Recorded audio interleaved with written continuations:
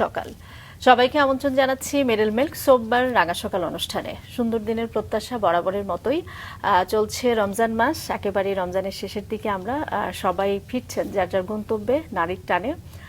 তো একটি প্রত্যাশাই থাকবে যে সেই যাত্রাটি যেন শুভ হয় এবং নিরাপদ হয়, সেদিকে নিশ্চয়ই সবার খেয়াল থাকবে। বরাবরের মতোই 2 ঘন্টা জুড়ে আমাদের আয়োজন রয়েছে, আর পুরো রাঙা সকাল পরিবারের সঙ্গে থাকছি কাজী রওশন আর সাকি। আছি আমি মাসুক। শুভ সকাল আমার তরফ থেকেও। সুন্দর এই সকালে অনেকগুলো সুন্দর সুন্দর কথা সাকি বলেই ফেললো। সাকির কাছে আমারও যাওয়া উচিত। শুভ সকাল সাকি। শুভ সকাল মাসুক, কেমন আছো? ভালো আছি, তুমি কেমন আছো? আমিও ভালো আছি, অনেকদিন পর পেয়েছি তোমাকে। একদম। এবং বিশেষ মানুষ রয়েছেন আমাদের সঙ্গে, তুমি জানাবে নিশ্চয়ই। ঠিক আছে। প্রিয় দর্শক, আমাদের আজকের রাঙা সকালের অতিথি সাহিত্যিক মোজাম্মেল হক নিয়োগী। চমৎকার সুন্দর একটি নাম, চমৎকার সুন্দর তার জীবন। চলে যাচ্ছি তার জীবন জানতে। শুভ সকাল। শুভ সকাল। শুভ সকাল। কেমন আছেন? ভালো আছি। খুব ভালো লাগছে আপনাকে আমাদের মাঝে পেয়ে, এবং আজকে আপনার জীবন সম্পর্কে, আপনার একদম সাহিত্যিকের চোখ থেকে, এত বিস্তৃত চোখ থেকে আপনার শৈশব সম্পর্কে জানতে চাইব। শৈশবের অনেক স্মৃতি আমার মনে আছে। মনে হয় যে একেবারে 1 বছর বা এর আগে বোধহয় কিছু স্মৃতি আছে, সেগুলি না বলাই ভালো মনে হয়। আচ্ছা। আমার বাবা বিমান বাহিনীতে চাকরি করতেন। সেই সুবাদে আমাদের ঢাকায় কিছুদিন থাকা হয়েছিল। আব্বু অবশ্যই পাকিস্তানও থাকতেন বিভিন্ন এলাকায়, ট্রান্সফারেবল জব যেহেতু।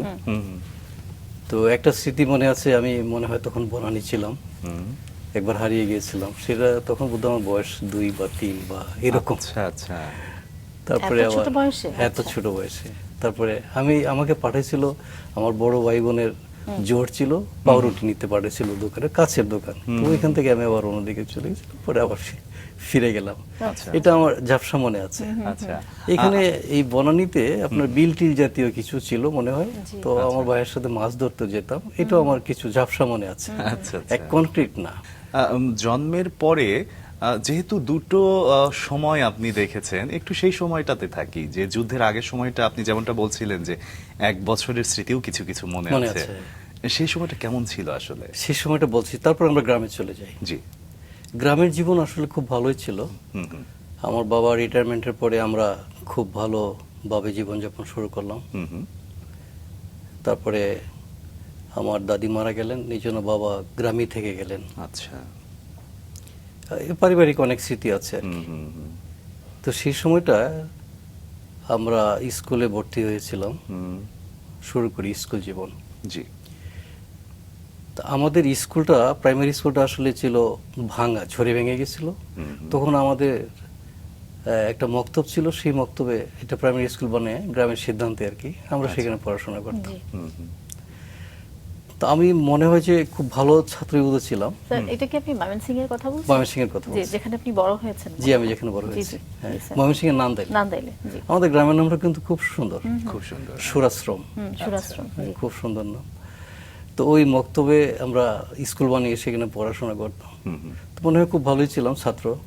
একবার শুনলে বা দেখলে, কিছু পড়লে এগুলো মনে থাকতো আমার। তো সেইভাবেই শুরু হলো। স্কুলেও খুব ভালো করছি, আব্বাও খুব ভালো কাজ শুরু করলেন, স্কুল করতে শুরু করলেন, যদিও উনি ব্যর্থ। কোনো সফলতা আসলে খুব একটা নাই। স্কুল শুরু করলেন, হাই স্কুল করতে শুরু করলেন, ব্যর্থ হলেন। তো এইভাবে আমরা আগায় যাচ্ছি আর কি। যুদ্ধের সময় সমস্ত স্মৃতি কিন্তু আমার মনে আছে। আমাদের এলাকায় যা যা ঘটেছে সব মনে আছে। তা আমি আমার আব্বার খুব নেওটা ছিলাম। তো উনি আপনার এই 70 নির্বাচনে যেতেন। ওই তো আমাদের এলাকায় রফিক উদ্দিন ভূঁইয়া আওয়ামী লীগের পক্ষ থেকে নির্বাচন করেছিলেন। তো আব্বার সাথে সাথে আমি যেতাম, এমনকি আব্বার সাথে আমি যাত্রাগানও দেখেছি। 2 দিন 3 দিন যাত্রাগানও দেখেছি। অবশ্য ওইখানে গিয়ে ঘুমিয়ে পড়েছি, কিন্তু আমি গিয়েছি। এটা আমার মনে স্পষ্ট মনে আছে, এবং সেটা স্মৃতিতেও আছে একেবারে। এটা জাজ্জল্যমান স্মৃতি, জল করছে এখনো। চমৎকার। তারপরে আবার সকালে কুলে করে নিয়ে আসছে। তো ওইভাবেই যুদ্ধের আগের সময়টা আমাদের খুব ভালো। আসলে আমাদের গ্রামে খুব ঝমঝমে, জলে উজ্জ্বল, কি বলবো, যে অনেকটা জমিদারি স্টাইলে আমাদের জীবনটা কাটতে শুরু হয়েছিল। যুদ্ধের সময় আমাদের বাড়ি একবার পুরাইতে আসছিল 3 জন রাজাকার। তো একজন রাজাকার ছিল আমাদের পাশের গ্রামের পাশের বাড়ি বলা যায়, তো উনি ফিরাইছে আর কি, হুম, হুম, যে না ভাইসাবের বাড়ি পুরাইতে দিব না। আচ্ছা। হ্যাঁ, খুব ডেডিকেটেড ছিল। আব্বাকে খুব পছন্দ করতো সবাই, উদার মনের মানুষ ছিলেন, অসাম্প্রদায়িক ছিলেন। তো অনেক হিন্দু পরিবারের আপনার ওই যে ঘটিবাটি, হ্যাঁ কাঁসার জি ঘটিবাটি এগুলি এনে দিয়েছে। আচ্ছা। তখন আপনার ওই মাটির নিচে আব্বা আমাদের ঘরের মেস গর্ত করে জি জি তো ওনাদের সম্পদগুলি রাখছে। আব্বা মানে কবি- আপনার বাবার কাছে গচ্ছিত হ্যাঁ, রেখেছেন। আমার বাবার কাছে আচ্ছা, গচ্ছিত রাখছে। মোটামুটি ছোট ছোট সমাজসেবামূলক কাজ হ্যাঁ, মনে হয় আব্বা করতেন। কবিতা লিখতেন, গান জি। লিখতেন, বাহ। আবার গানের সুর দিয়ে উনি গাইছেন, এটা আমার আচ্ছা। মনে আছে। হ্যাঁ, ওইটা আসলে একটা কিছু লোককে আঘাত করে আর কি, কারণ স্কুল করতে গিয়ে অনেক বাধা সম্মুখীন হয়েছিল, তখন তাদেরকে কটাক্ষ করে একটা গান দিচ্ছেন, উনি গাইছেন আচ্ছা। ওনার ছাত্রছাত্রী দিয়ে। ওনার ছাত্রছাত্রী খুব বেশি ছিল না আর কি, 15-20 জন নিয়ে স্কুল করতে শুরু করছিলেন। সন্ধ্যাইল স্কুলটার নাম সন্ধ্যাইল হাই স্কুল, হয় নাই। তো এরপরে আপনার ওই আমার আব্বারও কবিতা ছিল অনেকগুলি, আমি দেখেছি এরকম গাদা কবিতা, বাহ। দেশাত্মবোধক কবিতা, বিদ্রোহী কবিতা, এই জাতীয় কিছু কিছু পরে শোনাতেন। তো আচ্ছা। আবার মুখে মুখে অনেক ছড়া বলতেন, অনেক ছড়া আমার মুখস্থ হয়ে গেছিল। আচ্ছা হ্যাঁ, ঘুম থেকে ওঠার সময় ছড়া বলতেন, তারপরে ঘুমানোর সময় ছড়া বলতেন, দেরিতে করে ঘুম থেকে উঠলে ছড়া বলতেন। হ্যাঁ, সেগুলি আমার শুনে শুনে মুখস্থ হয়ে যেত। আচ্ছা আচ্ছা। অনেকটা কি স্বভাব কবি ছিলেন? আমার আব্বা অনেকটা স্বভাব কবি ছিলেন। আচ্ছা আচ্ছা। উনি লেখাপড়াও কিন্তু ভালো জানতেন। হুম, হুম, হ্যাঁ, ওনার ইংরেজি জ্ঞান ছিল, খুব ভালো জ্ঞান ছিল। হুম, হুম। তো আব্বার কবিতা ওই মাটির নিচে রাখলো।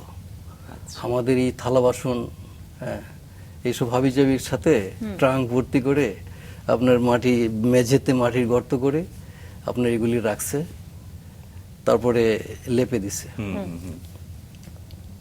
তো যুদ্ধের পরে এগুলি তুললো, হিন্দু যারা ছিলেন তাদের সম্পদ বোঝায় টোজায় দিলেন।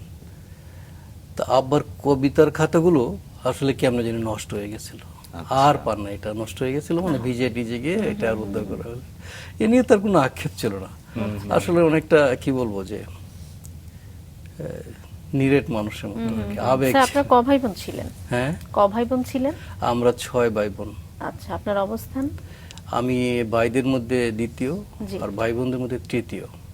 জি আমরা 7 ভাই বোন ছিলাম। আমার ছোট ভাইটা তখন এই যুদ্ধের পরে, এটা আরেকটা মানে করুণ কাহিনী আর কি। যুদ্ধের সময় তো মা প্রেগনেন্ট ছিলেন, তখন এই যে আমরা আক্রমণ হয়েছে, আমাদের বাড়িটা রেল স্টেশনের 2.5 মাইল 3 মাইলের কাছে। আচ্ছা আপনার প্রতিদিনই ফায়ার করে মানে সেনাবাহিনী এদিক সেদিক যাইতো, তখন আমরা দৌড়াদৌড়ি করতাম। তো আমার মায়ের ছিল খুব বিপদ, প্রেগনেন্ট ছিলেন তো, তখন এই যে আমরা দৌড়ে দৌড়ে পালাইতাম, মাও চাইতো, খুব কষ্ট হতো ওনার। এখন বুঝি আর কি, তখন তো আর এতটা জি, জি। ফিলিংস ছিল না। আসলে ওই সময় অনেক কাঙ্ক্ষিত অনাকাঙ্ক্ষিত হ্যাঁ, অনেক রকম ঘটনাই আসলে আমরা জঙ্গলে গিয়ে সবার লুকায় জীবনেই থাকতাম, ছিল। আমাদের জঙ্গলে ছিল বিরাট বড় জঙ্গল, জি সেখানে গিয়ে লুকিয়ে থাকতাম রাত্রে, তারপরে আবার দিনে আসতাম ফিরে। স্যার, আমরা এভাবে একটু শুনতে চাই, ছোট্ট করে আগে আপনার সম্পর্কে দর্শকদেরকে জানাবো স্যার, তারপর ফিরতে চাই। মোজাম্মেল হক নিয়োগীর সাহিত্য যাত্রার বীজ রোপিত হয়েছিল শৈশবেই, একেবারেই সহজাত টান থেকে। স্কুল জীবনে লেখা একটি সনেট কবিতা নান্দাইল প্রেস ক্লাবের একটি ম্যাগাজিনে প্রকাশিত হয়েছিল তার প্রকাশিত লেখার প্রথম স্বীকৃতি। জীবনের বাস্তব প্রয়োজনের তাগিদে একসময় তিনি লেখালেখি থেকে কিছুটা দূরে সরে গিয়ে মনোযোগ দেন পেশাগত জীবনে। 1994 সাল থেকে গবেষণা ও প্রশিক্ষণ ভিত্তিক বই লিখে তিনি জ্ঞান চর্চার এক ভিন্ন দিগন্ত উন্মোচন করেন, যার কিছু গ্রন্থ বিশ্ববিদ্যালয়ে পাঠ্য হিসেবে ব্যবহৃত হচ্ছে। কিন্তু অন্তরের গভীরে লুকিয়ে থাকা সৃজনশীলতার তাগিদ শেষ পর্যন্ত তাকে আবারও ফিরিয়ে আনে সাহিত্যের অঙ্গনে। 2000 সালের পর থেকে তিনি পুরো দমে সাহিত্য চর্চায় মনোনিবেশ করেন। সাহিত্য চর্চার পাশাপাশি তিনি টেলিভিশন নাটক লিখেছেন, গান রচনা করেছেন এবং স্বল্প দৈর্ঘ্য চলচ্চিত্র নির্মাণেও যুক্ত হয়েছেন। পাশাপাশি 4 দশকেরও বেশি সময় ধরে উন্নয়ন সংগঠক হিসেবেও তিনি কাজ করছেন বিভিন্ন আন্তর্জাতিক ও জাতীয় প্রতিষ্ঠানের সঙ্গে। আমরা আবারও চলে যাই তার কাছে। স্যার, সেই শৈশবের গল্প শুনছিলাম, বলছিলেন যে বাবার খুব বাধ্য ছিলেন আপনি। নোটা বাধ্য, আমি খুবই বাধ্য জি, ছিলাম। জি, হ্যাঁ। জি। তো বাবা তো বিভিন্নভাবেই মনে হয় উৎসাহ দিতেন আপনাকে, খুবই এবং যেটি আমরা দর্শকদেরকেও জানালাম যে একেবারে সহজাত ভাবেই আসলে আপনার ভেতরে একেবারে সহজাত, সাহিত্যের বীজ রোপিত হয়েছে। বাবাকে সবসময় কবিতা লেখা, কবিতা আবৃত্তি করা, এর মধ্যেই মনে হয় শৈশবটা বিভিন্নভাবে কেটেছে। কিন্তু আমরা যতটুকু এর পাশাপাশি শুনেছি, স্কুল করতে আপনার ভালো লাগতো না, মানে ভীষণ দুরন্ত এটা ছিলেন। খুবই দুরন্ত ছিলাম, এটা ঠিক। খেলাধুলাই ছিল আমার প্রধান বিষয় আর কি। তবে আমি তো বললাম আগে যে আসলে অনেক কিছু বিষয় যে আমি একবার দেখলেই মনে থাকতো, পড়াশোনা করতে পারতাম। একটা বছর ছিল আমার খুব দুঃসহ। এটা কি কারণে ছিল সেটা আমি বলছি না। ওই সময় আমি স্কুল পালাইতাম, আচ্ছা, স্কুলে যেতাম না, এমনকি বাড়ি থেকে বের হয়েছে আপনার এদিক সেদিক বসতাম, আপনার ওই পাট ক্ষেতের মধ্যে, মানে ক্ষেতের আইলে বসে, তখন স্কুলে ছুটি হলে ছাত্ররা তাদের সাথে এসে বাড়িতে আসতাম, আচ্ছা আচ্ছা। এরকম ফাঁকি দিতাম। এটা অবশ্য কারণ ছিল, একটা ব্যাকগ্রাউন্ড ছিল। যেটা কি মানে শিক্ষক রিলেটেড কোনো বিষয়, স্যার? শিক্ষক এবং আমার পারিবারিক আর একটা বিষয় ছিল, দুটো মিলিয়ে আছে। মানে আমি দীর্ঘদিন স্কুলে না থাকাতে আমি আসলে পিছনে পড়ে গেছিলাম, জি। যার ফলে তখন আমি ক্লাস 2 এ পড়ি, যার ফলে আমার যে তাদের সাথে আমি মানে ম্যাচ করতে পারছিলাম। ক্লাস 1 থেকে আমি ফার্স্ট হয়েছি, ফার্স্টে আমি 2 এ ভর্তি হয়েছি, কিন্তু তখন একটা পারিবারিক কারণে আমি 3 মাস বা 4 মাস স্কুলে ছিলাম না।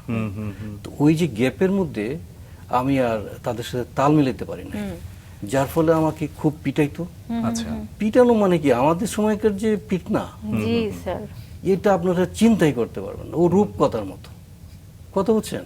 জি। আপনার টেবিলের নিচে মাথা দিলাম মাথা, এরপরে পিঠের উপর আপনার বেদ দিয়ে, কঞ্চে দিয়ে দেন। আর মানে বাবা মারাও তো ওই সময় আসলে শিক্ষকের হাতেই সঁপে দিতেন। তখন এটা ছিল মানে শিক্ষকদের ধারণা যে না পিটেলে মানুষ হবে না। আমি এই জন্য কিছু মনে করি না, আমি মনে করি না, কারণ তখন তাদেরকে তাদের মূল্যবোধ বা তাদের চিন্তা আমাদেরকে মানুষ করার জন্য, হ্যাঁ, ওনারা কিন্তু আন্তরিকতা তাদের কোনো অভাব ছিল না একদম। তা আমি এই যে পড়াশোনা পারতাম না, তখন এরকম পিট না খায়া, আর আমার এক স্যার ছিলেন, উনি যে পেটের চামড়া ধরে আপনার এইভাবে তুলে রাখতেন, টেনে তুলতেন, টেনে তুলে রাখতেন, হ্যাঁ। আবার উনি একটা শ্লোক বলতেন, নখাইলে মুন্সি আইছে দেখো রে আসিয়া, হ্যাঁ, হাতে লাঠি কান্দে বাস মাথায় টুপি দিয়ে ধরে টান দিতে না। আর আমরা তো এই মায়ের যন্ত্রণায় আমি এই যে লুকায় লুকায় থাকতাম, পলায় থাকতাম।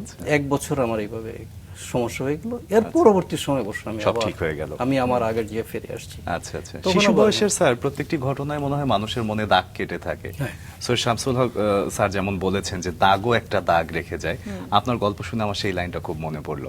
একই সাথে স্যার আপনার কাছে একটা বিষয় জানতে খুব ইচ্ছে করছে যে কিভাবে সম্ভব ওই বয়সে সনেট নিয়ে ভাবা?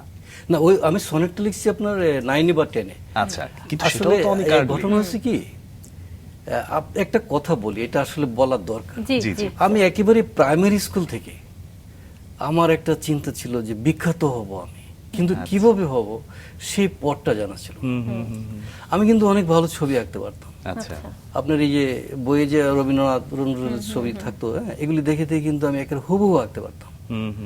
তো তখন এই যে নজরুলের ছবি দেখে মনে হতো যে নজরুলের মতো আমার হওয়া দরকার, অথবা নজরুলের মতো, রবীন্দ্রনাথের মতো আমার হওয়া দরকার। আবার মাঝে মাঝে বিজ্ঞানী জীবনী পড়তাম, জীবনীগুলি আমার খুব ভালো লাগতো, আমি জীবনী কিন্তু খুব পড়তাম। আচ্ছা, তো জীবনী পড়লে মনে হতো না আমার বিজ্ঞানী হতে হবে। আচ্ছা, তো এরকম একটা চিন্তা বা আমার একটা পারসেপশন তৈরি হয়েছিল একেবারে প্রাইমারি স্কুলে। আচ্ছা। শুধুমাত্র এই বই পড়ার কারণে, জীবনীগুলো বই পড়ার পড়া, কারণে পাঠ্য মনে হয়। বইয়ের কারণে আপনার এই আমার একটা ছিল যে আমার বিখ্যাত হতেই হবে। এখন তখন তো আর পথ চেনা ছিল না, জানা ছিল না। জি। তারপর হাই স্কুলে আসলাম, আমার চিন্তা কিন্তু একটা আছেই, আমার বিখ্যাত হতেই হবে, কিন্তু সেই পথটা তো আমি জানি না, এবং আমাকে কেউ গাইডও করে নাই। তো ওই তখন আমাদের এই যে প্রেস ক্লাব থেকে আমার নিচের ক্লাসের আমার জুনিয়র স্কুলে, উনি বলছেন যে ভাই আপনি একটা কবিতা দিয়েন। আচ্ছা। এর আগে আমি একটা কবিতা লিখেছিলাম, তো সেটা অনুকরণ হয়ে গেছিল। পাড়ার মেহের আলী ধান কিনতে চলেছে বস্তা খালি, তো একটা কবিতা ছিল আমাদের খেয়াপাড়ের খেয়াঘাটের মাঝি বা জাতীয় একটা। তো ওইটা দেখে দেখে আমি স্যারকে দেখলাম, ওটা নকল করছো। তখন নিরুৎসাহিত হয়ে গেলাম। আর আচ্ছা আচ্ছা। তবে মাথায় কিন্তু আছে। হ্যাঁ, সেটা কখনকার কথা স্যার? এটা আমি তখন ক্লাস 7 এ পড়ি। আচ্ছা। তো 9-10 পড়ার পরে আমার ওই সনেটটা যে তখন এই যে আপনার কপুতাক্ষ নদ পড়লাম, ওইটা গনে গনে মাত্রাগুলি দেখে দেখে তো আমার এক পাড়ার এক ভাই আছে শামসুল আলম নাম, তার কাছ থেকে কিছু মানে নিয়ে নিলাম, তখন ওইটা দেখে দেখে আপনার একটা সনেট দাঁড় করালাম। এটা আসলে সনেট হয়েছিল কিনা জানি না, তবে ওই যে 14 মাত্রা 14 লাইন, হ্যাঁ, ষষ্ঠক অষ্টক, এই ধারাটা আমি খুব ভালো করে শিখে টিকে, কারণ কপোতাক্ষ নদীর উপর আমাদের পরীক্ষা দিতে হয়েছে, তো মাথায় ছিল, লিখেছিলাম আর কি। তখন এই যে মানে উড়ন্ত বক দেখে সেই দৃশ্যায়নটাকে স্যার মনে আছে সেই প্রথম সনেট কবিতা? আচ্ছা, সেটি তো নান্দাইল প্রেস ক্লাবের একটা ম্যাগাজিনে প্রকাশিত হয়েছিল।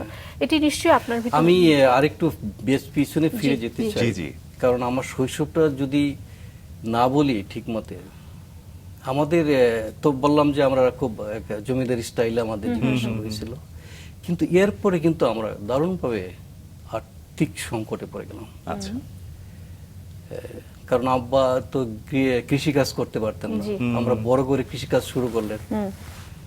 তো এরপরে দেখা গেল যে উনি স্কুলও করতে পারেন নাই, পরপর 3টে স্কুলে 4টে স্কুলে শুরু মানে শিক্ষকতা শুরু করলেন, সুবিধা করতে পারেন নাই। আপনার 74-এর দুর্ভিক্ষের সময় এটা ছিল একটা ভয়াবহ অভিজ্ঞতা আর কি। আচ্ছা, আমাদের তখনকার খাদ্যাভাব এবং বস্ত্রাভাব, বিশেষ করে স্বাধীনতা উত্তর, এটা এখন মানুষের কাছে রূপকথার মতো মনে হবে। সত্যি মানে মানে আমাদের কাছে তো আসলেই রূপকথার মতো। স্যার, রূপকথার মতো আমরা এই বিষয়গুলো জানতে চাই একটু, যে 71 পরবর্তী সময়ে 74-এর যে দুর্ভিক্ষ আমরা অনেকের কাছেই শুনেছি, এবং সেই সময়টা নিয়ে আপনার কাছে একটু জানবো। রূপকথা যে সব সময় আসলে স্বপ্নের মতো হয় না, রূপকথা মাঝে মাঝে দুঃস্বপ্নের মতো হয়, সেটা আসলে আপনি বিরতির আগে বলছিলেন। সেই গল্পটা একটু আপনার মুখ থেকে শুনতে চাই। এটা শুনতে হবে, কারণ হলো যে তখনকার সিচুয়েশন, 69-এ মনে হয় একটা দুর্ভিক্ষ হয়েছিল। তখন আমরা দেখছি যে চালের জন্য সাদা সাদা এত মোটা মোটা চাল আসতো, আপনার মেডিসিনের মতো গন্ধ হতো। হ্যাঁ, আপনার 10 কেজি চালের জন্য, আমি তো তখন ছোট, আমার বড় ভাইয়ের সাথে ধরেন রাত্রে 9টা পর্যন্ত বাজারে গিয়ে বসে আছিলাম। আচ্ছা, সেই সালটা মনে নাই, তখন আপনার ফসলের খুব একটা ফসল হয় নাই, তো ওইটাও কিন্তু আমাদের জন্য একটা সমস্যা। এরপরে ধরেন যুদ্ধের উত্তর যে ঘটনাগুলি, কাপড় ছিল না তো বাজারে, আপনার শার্টের কাপড় ছিল না, লুঙ্গি ছিল না, আপনার ইন্ডিয়া থেকে এক প্রকার ন্যায্য মূল্যের লুঙ্গি আসতো। আচ্ছা, হ্যাঁ, তখন একজনকে এক একটা করে লুঙ্গি দিত। তো আমরা আব্বার জন্য আলাদা, আমরা 2 ভাইয়ে 2টা লুঙ্গি পরতাম। আচ্ছা, এবং গোসল করার সময় আপনার এই খুব বিপদে পড়ে যেতাম আর কি। এবং এই লুঙ্গিগুলি এত পাতলা ফিনফিনে ছিল যে এখনো চোখে ভাসে। এটা খুবই একটা জঘন্য বিষয়। শাড়ি ছিল না, মার্কিন থান দিয়ে আমরা শার্ট বানাইতাম, এবং আমরা একটা শার্টের বেশি তো কখনোই পরতে পারি নাই। একটা শার্ট মার্কিন থানের মোটা, বুঝতে পেরেছি, এগুলি পরতাম। তারপরে আস্তে আস্তে অবস্থার উন্নতি হলো কিছু। অবস্থার উন্নয়নটা স্যার কিভাবে হলো? এটা আস্তে আস্তে দেশের পরিস্থিতি তো ভালোর দিকে যাচ্ছিল। তখন তো যুদ্ধের পর তো আসলে সবকিছুই ছিল ভাঙাচোরা, হ্যাঁ, কিছুই তো ঠিক ছিল না। আপনার ট্রেন লাইন ছিল না, ট্রেন লাইন ব্রিজ ভাঙা ছিল, কোথা থেকে আসতে পারতো না জিনিসপত্র, রাস্তাঘাট ভাঙা ছিল, জিনিসপত্র আসতে পারতো না। এগুলি কিন্তু একটা বিধ্বস্ত দেশ তো, কারণ কাপড় আসবে কোথেকে? আমার গ্রামে তো তাঁতি নাই, কাপড় কোথেকে আসবে? মিল আসতে হবে, সমস্ত মিল তো ভাঙা ছিল। মানে আমাদের দেশে তো মিল ছিল না সেভাবে, ঠিক না? সুতার মানে পাটের কল ছিল। আচ্ছা, যাই হোক, সেগুলি তো মানে অবকাঠামোগত কারণে একটা ব্যাপার ছিল। স্যার, মুক্তিযুদ্ধটা তো হলো একেবারে সাংগঠনিকভাবে বা দলবদ্ধ হয়ে একসঙ্গে, এবং যুদ্ধ পরবর্তী সময় যে দুর্ভিক্ষের কথা আপনি বলছেন বা যে সময়টা আপনারা পার করেছেন, তখনই কি সবাই এক ছিল? মানে এই বিষয়গুলো কি একসঙ্গেই সবাই মোকাবেলা করছিল? মানে আমি যদি এই সময়ের সঙ্গেই যদি একটু রিলেট করে বলি, যে আমরা এখন তেল ডিজেল নিয়ে কত রকম নিউজ হচ্ছে, যে কেউ ড্রয়িং রুমেও রেখে দিচ্ছে, কেউ নিচেও স্টক করছে, মানে হয়তো আমরা করছি, একজন আরেকজনের কথা ভাবছি না। সেই সময়টা আপনারা কিভাবে একসঙ্গে জিনিসটাকে মোকাবেলা করলেন যদি একটু জানি। যুদ্ধ পরবর্তী সময়ে কতগুলি সিস্টেম ছিল, জি, যেমন ডিলারশিপ, কাপড়ের ডিলার ছিল, চিনির ডিলার ছিল, কেরোসিনের ডিলার ছিল, হ্যাঁ, এরকম লবণের ডিলার ছিল, সিগারেটের ডিলার ছিল। তো এরকম ডিলারশিপের মাধ্যমে কিন্তু জিনিসপত্র আসতো। আবার ওরাও কালোবাজারে বিক্রি করছে, এরকম রেকর্ডও আছে। কিন্তু জনগণের সেখানে কিছু করার ছিল না। আচ্ছা। জনগণের সেখানে কিছু করার ছিল না। আর আমরা তো ছোট, সব শোনা কথা আর কি। হ্যাঁ, তখন যারা পাওয়ারফুল ছিল, জি। চেয়ারম্যান মেম্বার, তাদের বাড়িতে মানুষ পড়ে থাকতো। এরপরে আপনার ওই যে ধরেন ঈদের সময় চিনি পাওয়া যেত না তো। আচ্ছা।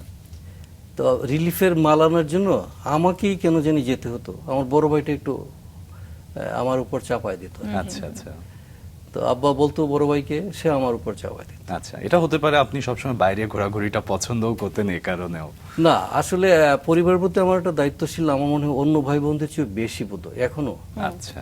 এইটার কারণেও তো আমার পাঠা দিত, আমি গিয়ে ওই যে বসে থাকতাম লাইনে। এটা যে কি লজ্জাস করছিল তখন, আচ্ছা। খুব খারাপ লাগতো। কিন্তু বাবা মানে মা ওই ভাই সময়টা, বোন, ওই বয়সটাতে, ওই বিশেষ বয়সটাতে, করে। হ্যাঁ। আর আমাদের পারিবারিক একটা ঐতিহ্য ছিল, হুম।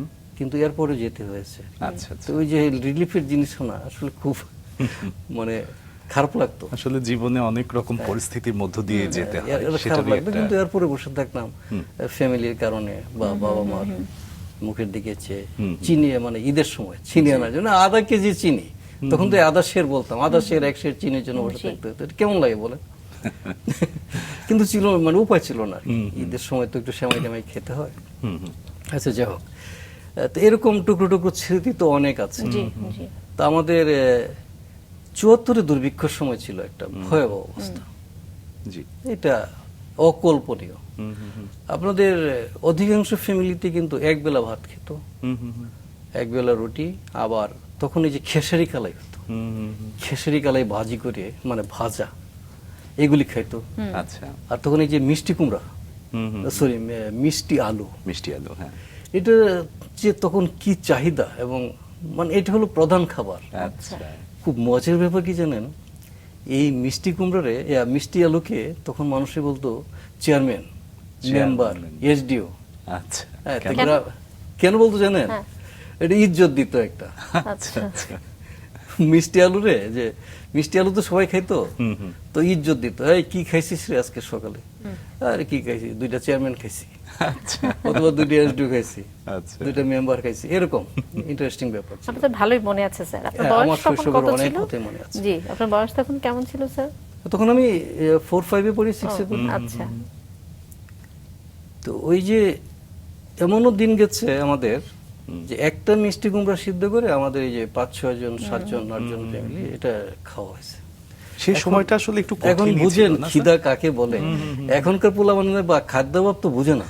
হ্যাঁ, আমরা বুঝেছি যে খিদা কাকে বলে। হ্যাঁ, কিন্তু যন্ত্রণা। তারপরেও আপনারা থেমে থাকেন, এটাই হচ্ছে সবচেয়ে থেমে থাকিনি, হ্যাঁ। আনন্দের বিষয়। স্যার, বিভিন্ন ধরনের ঘটনা চলছিল জীবনে, কিন্তু একই সাথে তো পড়াশোনাটাও নিশ্চয়ই আপনার চলেই যাচ্ছিল। পড়াশোনাও অনেক সংকট ছিল।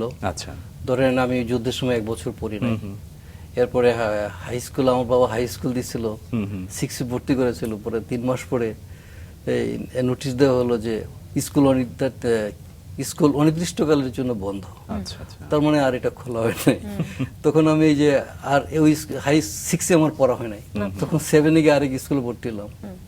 কথা হচ্ছেন? জি জি।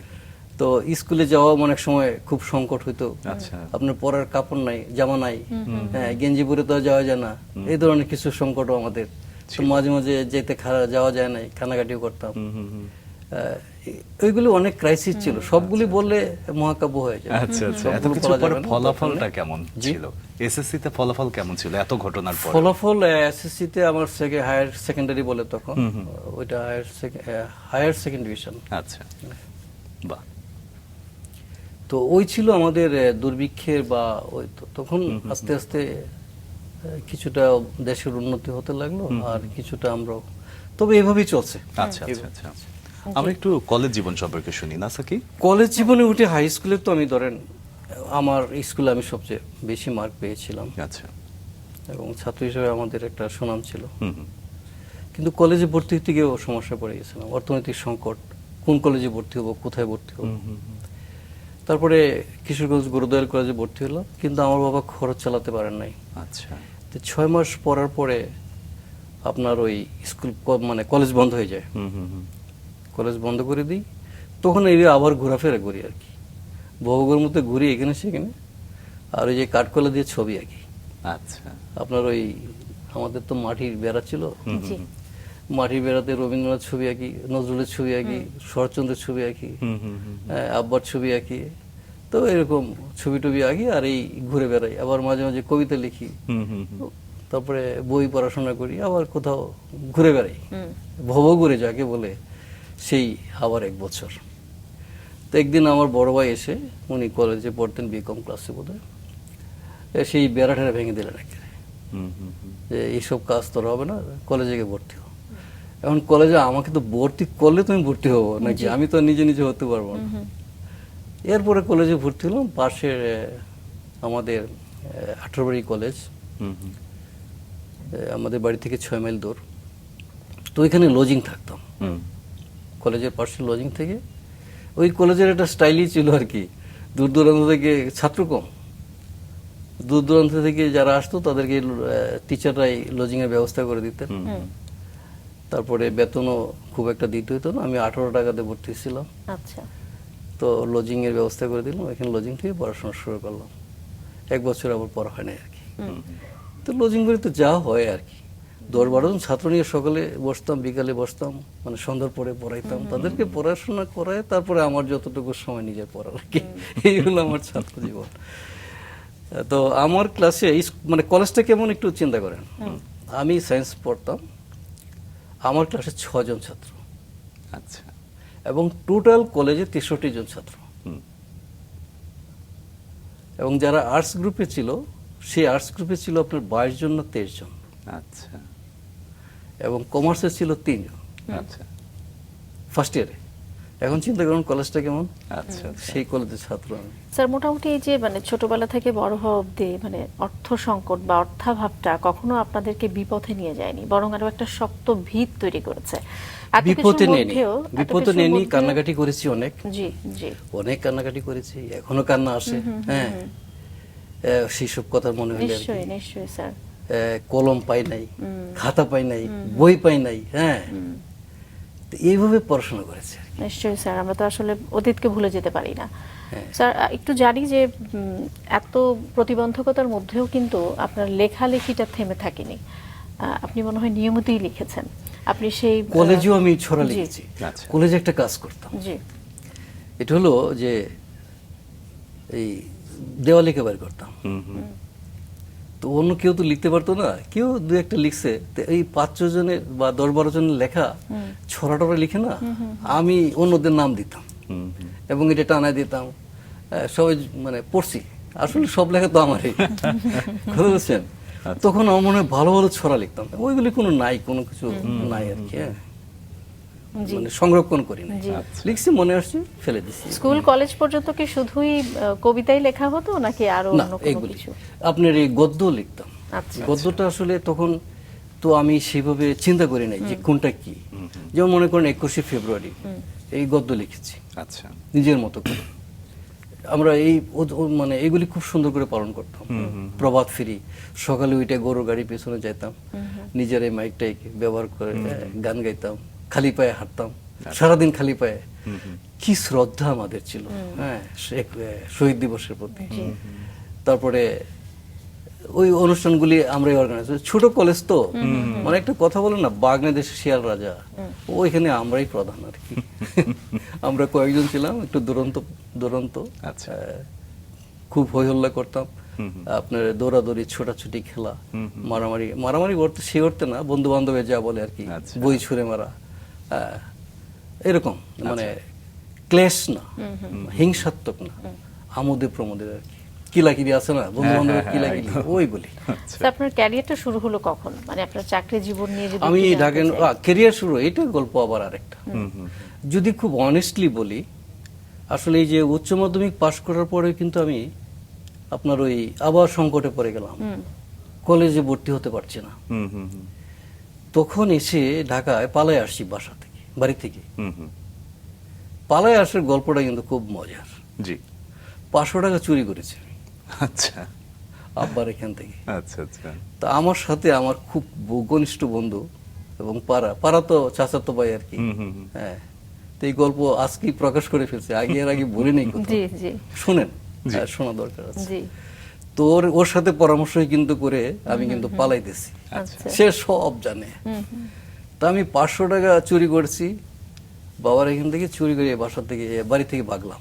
ও কিন্তু সব জানে। আচ্ছা। আমরা দুজন একসাথেই থাকি রাত্রে। বন্ধুর নাম সকালে কি? ওইটা, হ্যাঁ, বন্ধুর নাম? ওর নাম রুকন। আচ্ছা তো রুকন ও আমাদের বয়সে বড়, আমরা ওকে সবাই বর্দা ডাকতাম। আচ্ছা। তো ওরে খুঁজে মানে আমরা পাই না, তখন ওরে জিজ্ঞেস করে। ও তো অভিনয়ে খুব ফার্স্ট, মানে এত অভিনয় করছে যে সে ঠিকই কিছুই জানে না, কিন্তু আসলে সে সব জানে। তার প্রধান উদ্দেশ্য কি ছিল, কেন বাড়ি থেকে পালাচ্ছিলেন? দুইটা কারণে, আচ্ছা। একটা হলো মনের কষ্টে, আর একটা হলো যে যে কোনো কাজ আমি করব। এখন কাজ কি করবো সেটা তো আমি জানি না, এবং 500 টাকা আনছি আমি তো, মানে টিকিট করা, সৎভাবে জীবনযাপন করা আমার একটা মনোবোধ ছিল আর কি। তো এই আচ্ছা, আমার গ্রামের আরেক চাচাতো ভাই, সে একটা প্রেসে কাজ করে। তো উদ্দেশ্য হলো সেখানে এসে তার সাথে কাজ শিখবো, কাজ করব, সেই যে কম্পোজিটরের কাজ করে। তো ওইখানে এসে আমি এই মাসখানেক বা মাস 3 ওই কাজ শুরু করলাম, কম্পোজিটরের কাজ, কথা বুঝছেন? তো আবার ওই মানে ম্যানেজারের ফুড পরামর্শ করছি, চাটা এনে দিছি। হ্যাঁ, কিছু তো করতে হবে। আবার এই রাত্রে আপনার, হ্যাঁ, কিছু একটা করতে হবে, মানে আমার সার্ভাইভ করতে হবে, সার্ভাইভ করতে হবে।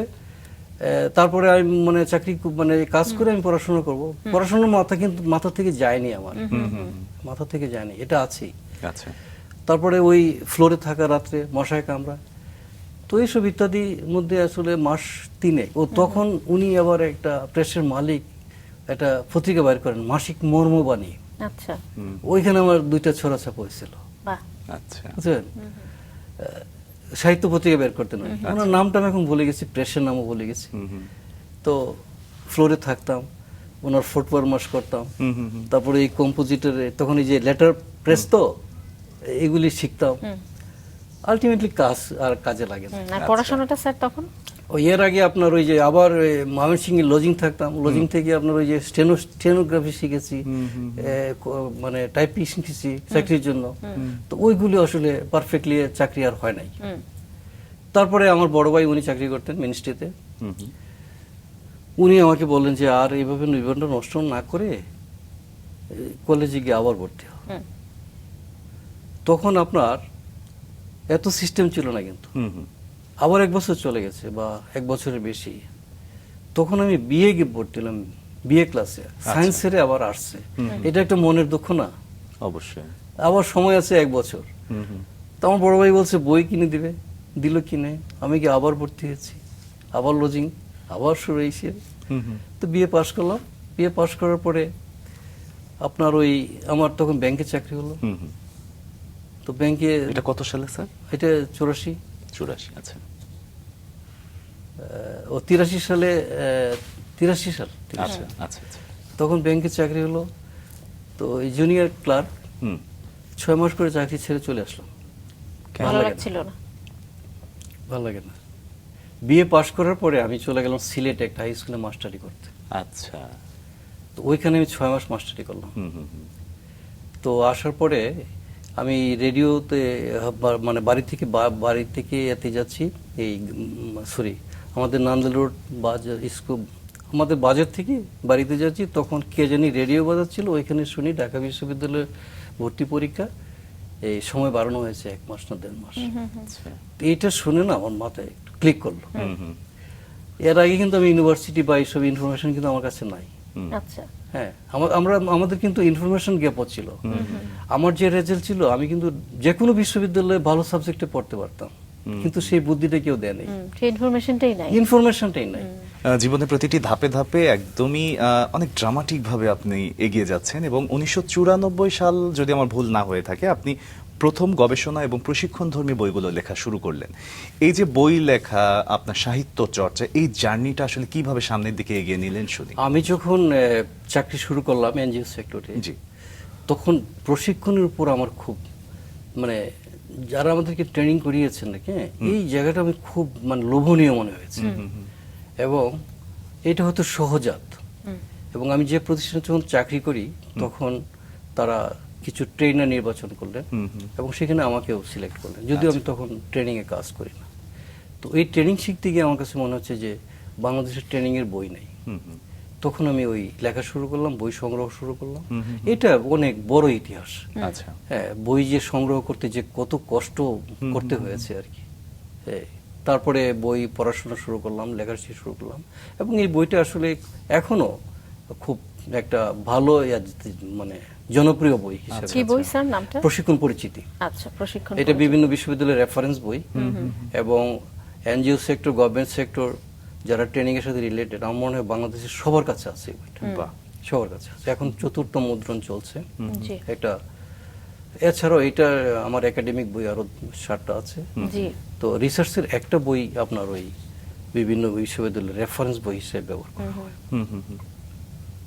ইংরেজিতে আছে 2টো বই। জি একটা মানে ওইগুলিও ট্রেনিং রিলেটেড বা গবেষণা গবেষণা বা প্রশিক্ষণ ধর্মী। জি স্যার, আপনি ক্যারিয়ার থেকে মানে আমি বলতে চাচ্ছি আপনার যে কর্মজীবন লেখালেখির বাইরে, আপনি ওটা একটা সময় ছেড়ে দিলেন মনে হয়।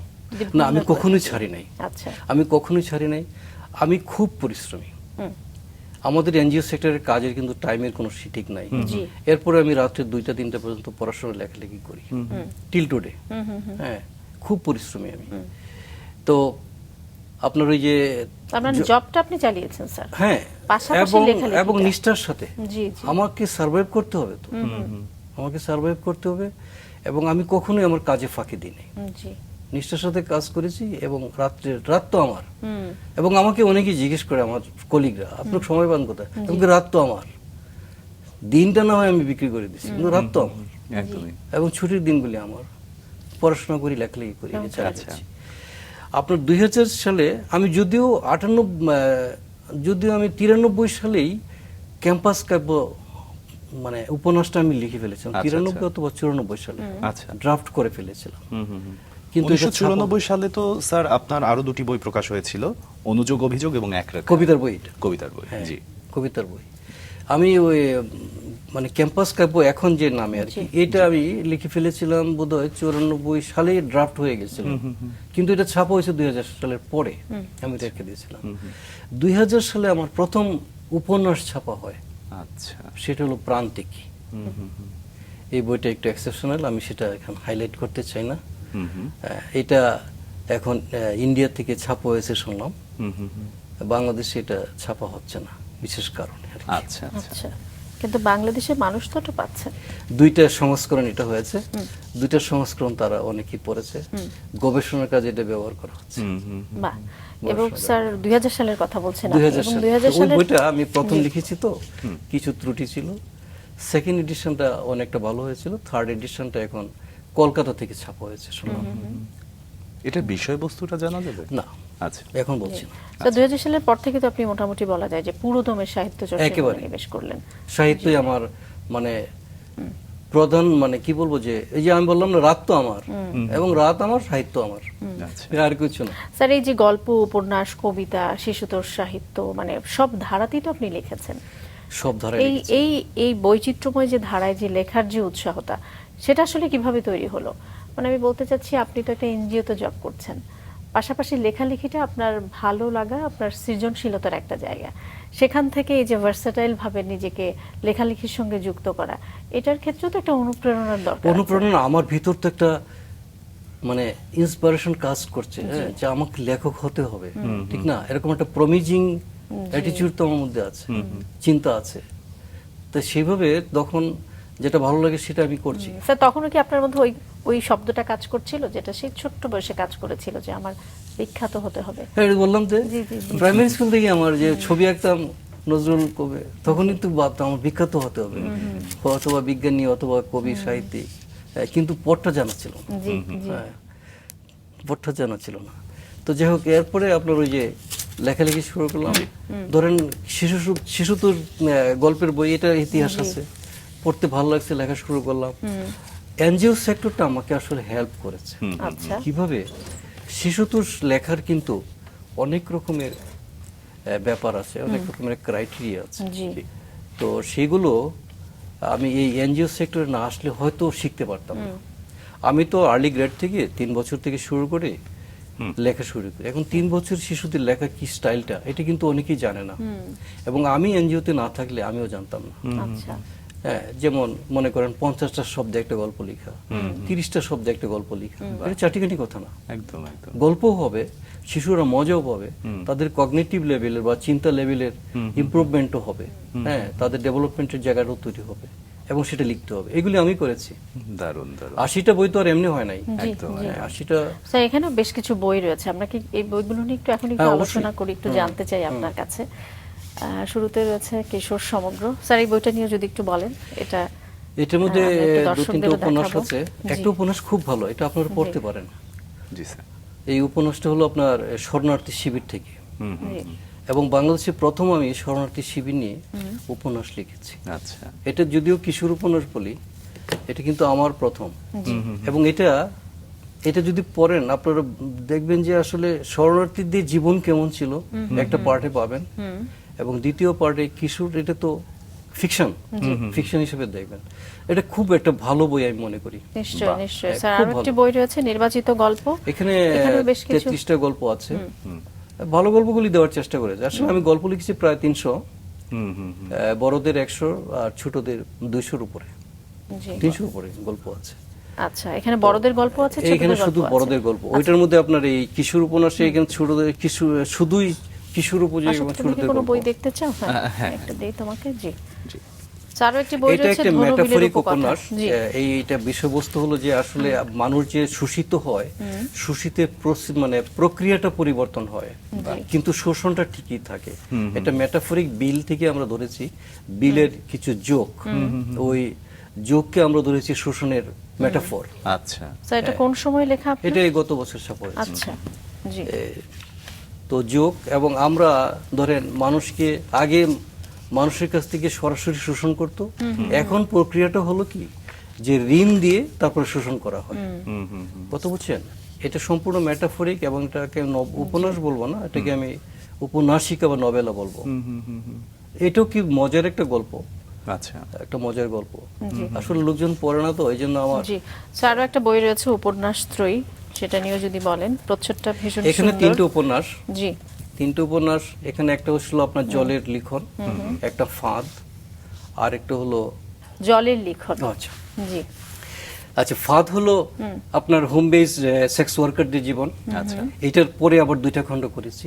ওইটা আমার হলো ট্রিলজি, একটা পুষ্পকথা আর একটা হলো 3য় অধ্যায়।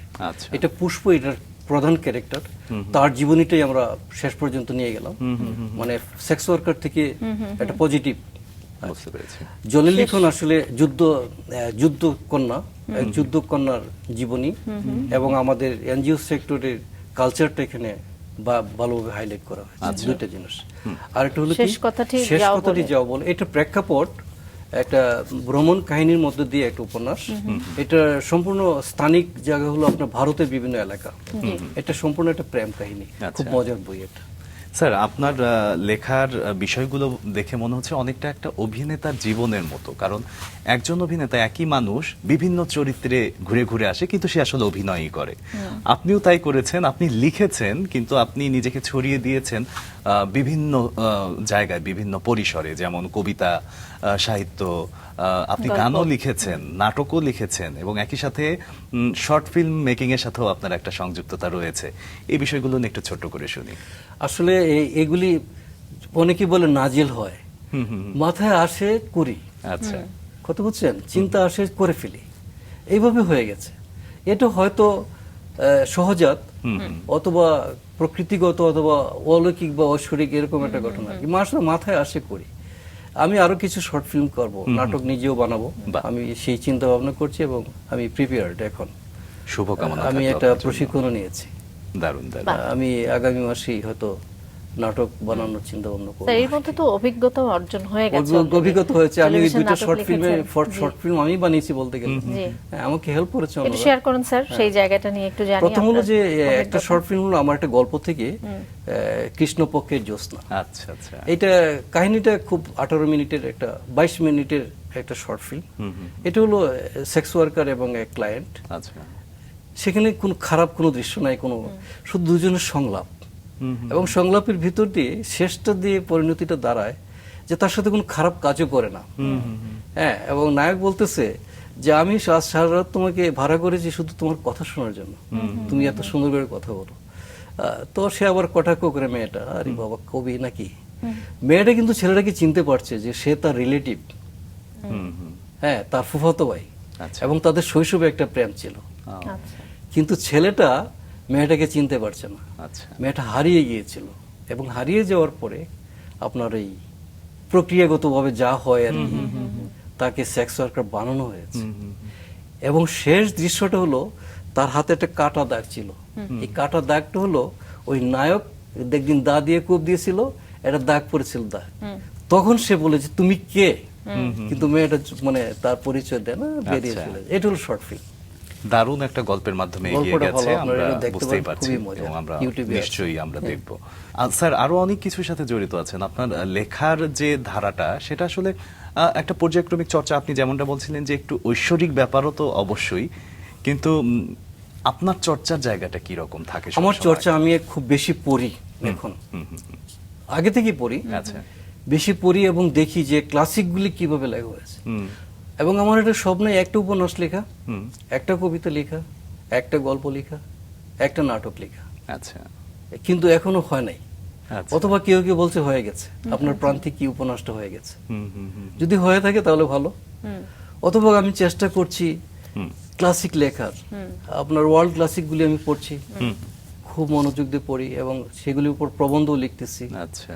বাংলাদেশে যে ক্লাসিক বলে যেগুলি পরিচিত সেগুলি পড়ি এবং চিন্তা করতেছি যে ক্লাসিক কি হতে পারে, ক্লাসিক কি হতে পারে ভাবছি, কিন্তু এখনো নাজিল হচ্ছে না। আসলে লেখক সাহিত্যিক যারা রয়েছেন, তৃষ্ণা তো আসলে থেকেই যাবে স্যার। তা না হলে যদি হয়েই যায় তাহলে তো হয়েই গেল, আর তো কিছু বাকি থাকলো না। বাকি থাকাটাই ভালো, যেন প্রতিনিয়ত এর সঙ্গে নিজেকে যুক্ত রাখা যায়, চর্চাটা চালিয়ে যাওয়া যায়। স্যার, এই যে সাহিত্য চর্চার পাশাপাশি আমরা যেটি বলছিলাম যে টেলিভিশন, নাটক, শর্ট ফিল্ম সবই আপনি করেছেন, এবং আরো সামনের দিকে আরো নতুন করে নতুনভাবে করার চিন্তা ভাবনা রয়েছে। এর পাশাপাশি একজন উন্নয়ন কর্মী হিসেবে আপনি 4 দশকের বেশি সময় ধরে বিভিন্ন আন্তর্জাতিক সংস্থার সঙ্গেও কাজ করছেন, এবং আপনি এর আগে গল্পে বলছিলেন যে এই যে আপনার লেখালেখির বাইরের যে কর্মজীবন, সেটাও আসলে আপনার লেখালেখির জীবনকে অনেক বেশি প্রভাবিত করেছে। আমি বলবো অনেক বেশি সহায়তাও করেছে কোনো কোনো ক্ষেত্রে। সেই অভিজ্ঞতাও যদি জানি যে আপনার ক্ষেত্রে আপনার দৃষ্টিভঙ্গির দিক থেকে যদি আপনি বলেন যে আসলে কিভাবে এটি সম্ভব, কিভাবে সেই সহযোগিতা আপনার মনে হয়েছে আপনার সাহিত্য চর্চায়। আসলে দেখেন, এটি এমন একটা সেক্টর যে সেক্টরে কাজ করার ফলে বাংলাদেশের প্রত্যেকটা জেলায় আমাকে যেতে হয়েছে। হ্যাঁ, ধরুন কালকে কথা, আমি কালকে সকাল 5টার সময় রওনা হয়েছি, সেই খুলনার দাকুব থেকে ঘুরে রাত্রে 8টার সময় আসছি। আচ্ছা। সেখানে আমি একটা জনগোষ্ঠীর সাথে দেখা হয়েছে। তো এই যে আমার একটা অভিজ্ঞতা, এটা তো আমার একটা সম্পদ, ঠিক না? অবশ্যই। অনেকে বলে এক্সপেরিয়েন্স ইজ নলেজ, এরিস্টটলও বলছেন যে এক্সপেরিয়েন্স ইজ নলেজ। এটা আমার জ্ঞান না, এটা আমার কাজে লাগছে। আর এটা এমন একটা সেক্টর যে আমি এমন কোনো জনগোষ্ঠী নেই যাদের সাথে আমি কাজ করি নাই। আচ্ছা। সেক্স ওয়ার্কার থেকে শুরু করে, ব্রথেল থেকে শুরু করে, আপনার এই যে টোকাই বা পথ শিশু থেকে শুরু করে মিনিস্ট্রি, আপনার সচিবদের সাথে আমি কাজ করেছি। বাহ। সচিবদের সাথে আমি কাজ করেছি, এবং তাহলে চিন্তা করেন যে আমার জায়গাটা কোথায়। মোল্লা মানে ধর্মীয় নেতাদের সাথে কাজ করেছি। কোন সেক্টর, কোন জনগোষ্ঠী নাই যাদের সাথে আমি কাজ করিনি। আচ্ছা। সুতরাং এটা আমার একটা সম্পদ, এবং তাদেরকে আমি যে পর্যবেক্ষণ করছি, তাদের যে অবজার্ভ করছি, সেখান থেকে আমার একটা চরিত্র মাঝে মাঝে বেরিয়ে আসছে, ঠিক না? এই আর কি বিষয়টা, এইগুলি কিন্তু আমাকে প্রভাবিত করছে। বা আপনি শ্রেণীর কথা বললেন, শ্রেণীর পাশাপাশি আপনি আসলে বিভিন্ন বিষয় নিয়েও কাজ করেছেন, যেমন দুর্যোগ, স্বাস্থ্য, কৃষি, শিক্ষা, শিশু স্বাস্থ্য, সবকিছু মিলিয়ে সব বিষয়। এই যে এত কাজ করা, এত কাজ করতে গিয়ে কখনো আপনার সাহিত্য চর্চা একটু স্তীমিত হচ্ছে বলে মনে হয়নি? হয়, সেটা ব্যালেন্স কাজের চাপে তো আপনার অনেক সময়, মানে এখন আমি কাজের চাপে পড়ে গেছি, কিন্তু আমি তখন আর মানে লেখালেখি করতে পারছি না। কিন্তু আমার রাত তো আমার। আচ্ছা আচ্ছা, এই কথাটা তো আমি আগেই বলে আসছি যে রাত তো আমার। খুব সুন্দর বলছেন। আমি অনেক সময় 3-4 ঘন্টা বা 5 ঘন্টা ঘুমাই, সুতরাং বাকি সময় আমি কাজেই থাকি। অবশ্য ফ্যামিলি সাপোর্ট আমি পেয়েছি, আমাকে ফ্যামিলি থেকে ধরেন খুব ডিস্টার্ব করে না। বাজার করার জন্য আমার কোনো চাপ নাই। আচ্ছা তারা আমাকে হেল্প করছে, আমার দুই ছেলে, তারপরে আমার ওয়াইফ। হ্যাঁ, তো এটা যদিও প্রাতিষ্ঠানিক হেল্প বলা যাবে না, কিন্তু পরোক্ষভাবে যে করছে এটা তো আমি বুঝতে পারছি। না অবশ্যই নিশ্চয়ই তারা নিশ্চয়ই। ধরো আমার যদি আমার এই বাজার করা লাগতো সেই সময়টা আমার চলে যেত। এরকম আর কি, পারিবারিক অনেক কাজই তারা সামলাচ্ছে, নিশ্চয়ই। সেই সময়টা কিন্তু আমি পাচ্ছি। অবশ্যই, এবং মানসিক সাপোর্ট যেটা সবার আগে মানসিক দরকার। সাপোর্ট এবং আমার টাইম তো তারা কেড়ে নিচ্ছে না, আমাকে তো টাইম দিচ্ছে। সুতরাং এইখানে তাদের কন্ট্রিবিউশনটা আমি মনে করি অবশ্যই অনেক হেল্পফুল, অনেক হেল্পফুল। নিশ্চয়ই স্যার। স্যার, এই যে দীর্ঘ সাহিত্য চর্চার জীবন এবং একই সঙ্গে যে উন্নয়নমূলক কাজের অভিজ্ঞতা, এই দুটির আলোকে যদি নতুন প্রজন্মের যে লেখক যারা রয়েছেন বা যারা নতুন প্রজন্মের যারা সাহিত্য চর্চায় নিজেদেরকে মনোনিবেশ করতে চান, তাদের ছোট্ট করে একটা পরামর্শ দিয়ে যাবেন। নতুন প্রজন্মের লেখালেখি যে মানে যিনি করতে চান, যিনি লেখক হতে চান, একটা স্বপ্ন তো থাকতেই হবে। অনেকে কথা বলে যে মানুষের স্বপ্ন যদি থাকে সেই স্বপ্নটা ওই জায়গায় টেনে নেয়। আমি জানি না আসলে সত্যিকার অর্থে টেনে নেয় কিনা। তো আমি বিশ্বাস করি কি, যখন আপনি স্বপ্ন দেখছেন তখন মানে কি আপনার ভিতরে একটা পারসেপশন তৈরি হচ্ছে। আপনার নিজে একটা গোল সেট করলেন যে এই গোলে আমাকে পৌঁছাতে হবে, তো এই গোলে পৌঁছানোর জন্য আপনাকে কাজ করতে হবে। জি। সেই কাজটা হলো, লেখকের কাজ হলো আগে পড়া, নিজেকে প্রশিক্ষিত করা। প্রশিক্ষিত করার একমাত্র উপায় হলো পড়তে হবে, নানাবিধ পড়া, প্রবন্ধ, উপন্যাস, গল্প, সাহিত্যের কথা, হ্যাঁ, কবিতা, সবকিছু যাই লিখেন আপনি, কিন্তু পড়তে হবে। এবং প্রবন্ধগুলি পড়লে আপনার চিন্তার দুয়ারটা মজবুত হয়, মানে চিন্তার জায়গাটা মজবুত হয় এবং দুয়ার খোলে। ধরুন কবিতাই আপনি লিখছেন, কিন্তু কবিতা বিষয়ে যদি প্রবন্ধগুলি আপনি পড়েন, আপনার কিন্তু আপনার চিন্তা ভাবনাগুলো কিন্তু আরো সুসংহত হবে এবং আপনি আরো ডাইমেনশন পাবেন বিভিন্ন। কারণ হলো প্রবন্ধের মধ্যেই তো লেখা হচ্ছে যে বিশ্ব সাহিত্যগুলি কোথায় আছে, ক্লাসিক কারা লিখছেন, এবং সেই ক্লাসিকগুলি আপনি পড়ার সুযোগ পাচ্ছেন, এবং তখন তাদেরকে দিয়ে আপনি নিজের বিষয়গুলো দেখতে পাচ্ছেন, জাজ করতে পারছেন। এইভাবেই তৈরি হয় আর কি। নিশ্চয়ই তো স্যার। আমার পরামর্শ একটাই, যদি লেখক হতে চান আগে প্রশিক্ষিত হন। প্রশিক্ষিত হওয়ার উপায় হলো বই আগে পড়া। পড়া, বই পড়তে হবে এবং তারপরে লেখা শুরু করেন, তাহলে প্রথমেই হিট করার সম্ভাবনা আছে। না হয় হয়তো শত শত বই লিখে একবার হিট হবে। জি, চমৎকার স্যার, অনেক ভালো লাগলো আজকে আপনি আমাদেরকে সময় দিয়েছেন স্যার, এবং একই সঙ্গে অনেক অনেক শুভকামনা আপনার জন্য। অনেক ধন্যবাদ আপনাদেরকে, আপনাদের জন্য শুভকামনা রইল।